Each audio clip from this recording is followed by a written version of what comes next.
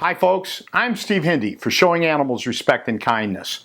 In this video, I want to explain the strategy of the Crush Cockfighting campaign by Shark and the Humane Farming Association, how it is different from every other cockfighting campaign before it, and why it will be vastly more successful than past efforts of other organizations.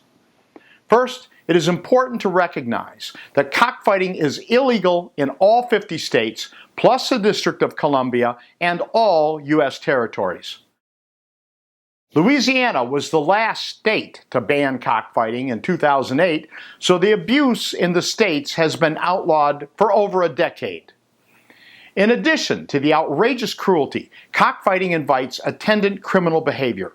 A report by a 2019 civil grand jury in Monterey County, California states, "Cockfighting is a magnet for prostitution, gambling, illegal drugs, firearms activity, and organized crime." So with this terrible abuse being illegal for more than a decade and all the associated crimes of cockfighting, why is it still occurring so widely across the U.S.? The most direct answer is corrupt law enforcement.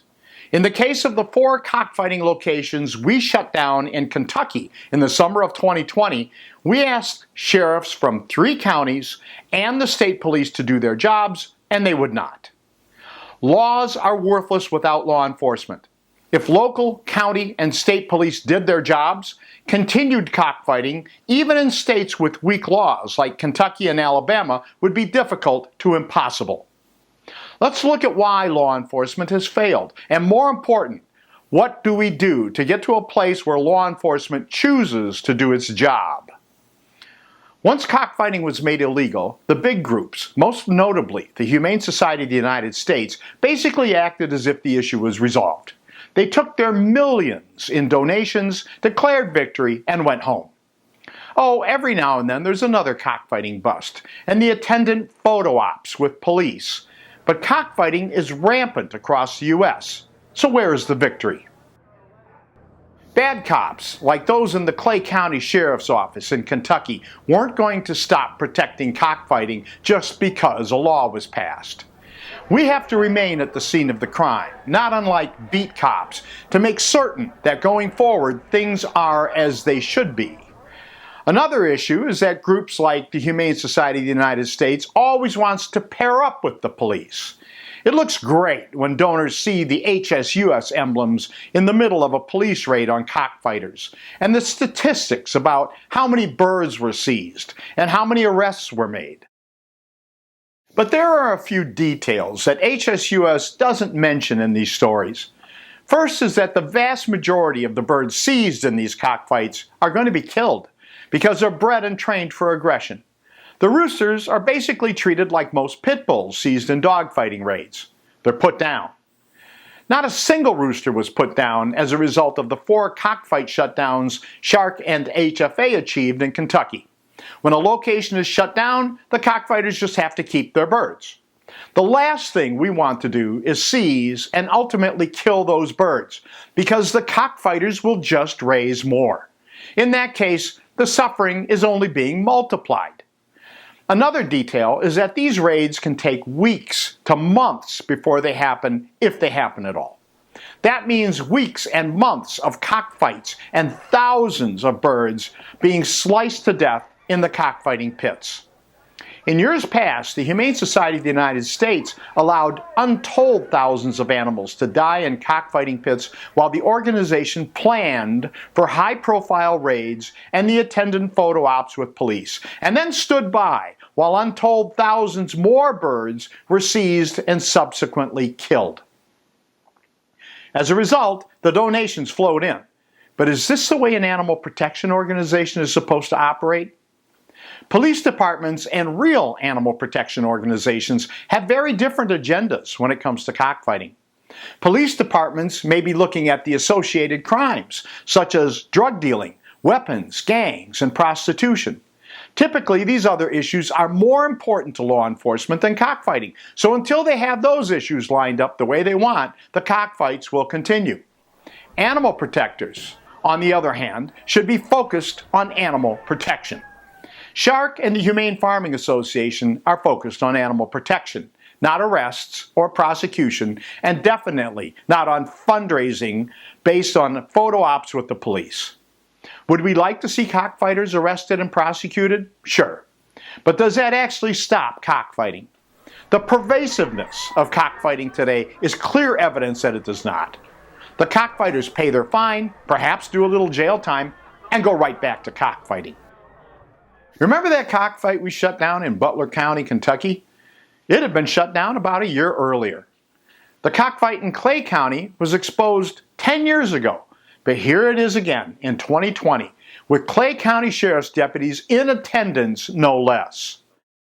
The way the big animal groups have dealt with cockfighting is mainly focused on fundraising, not exterminating the abuse. So how will the Crush Cockfighting campaign be different? First, we won't be waiting for weeks or months to set up a self-serving cockfight bust photo with law enforcement. We see a fight, we shut it down, now.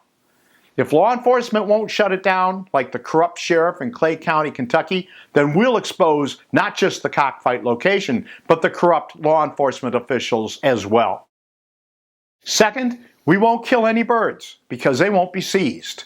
The cockfighters will have to take them home and continue the expense of feeding and housing them. Meanwhile, we'll keep shutting down more and more cockfight operations until there's no place to take the birds and no reason to raise more.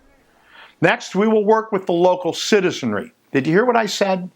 We will work with locals. We won't try to screw them. Let me explain. One of the ploys some groups use is to offer money rewards for information. But there's a catch, as you will see from this press release from Wayne Pacelli's group, Animal Wellness. Animal wellness groups offer $5,000 reward for info that leads to animal fighting arrests, convictions. The so-called reward is based on information leading to arrests and conviction, which in places like Clay County, Kentucky, isn't going to happen because law enforcement in Clay County is owned by the cockfighters. The animal wellness offer is a ploy. Most people supplying information will not have digested the last part, leads to animal fighting arrests, conviction. In a place like Clay County, Kentucky, or Butler County, or McCreary County, there is virtually no chance that will happen.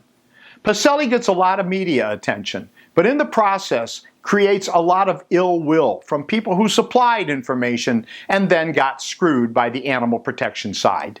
Do you think those people will put themselves out again? Would you? Another detail of our Crush Cockfighting campaign is to make every known cockfighting location so well publicized that it becomes forever toxic, because everyone knows about it. The police, the neighbors, the media, local animal protection organizations, everyone. If you put up every formerly hidden cockfight location under a glaring spotlight, it will be impossible to continue the criminal activity. The good news here is that we can end cockfighting, and relatively quickly. We, the animal protectors, can crush it, as we should have done years ago. The challenge we face is to reject the failed strategies based on fundraising and move forward to actually save animals. If you want to end cockfighting, support our campaign to crush cockfighting. If you know about cockfighting locations anywhere in the U.S., please let us know, either by emailing us at tips@sharkonline.org or by calling us at 630-385-0244. I'm Steve Hindy with Showing Animals Respect and Kindness, and we are going to crush cockfighting. Thank you for watching. Please like and share this video. You can subscribe to our channel to see more of our investigations and learn what you can do to help Shark help animals. To support Shark directly and gain access to exclusive content, consider sponsoring us on Patreon.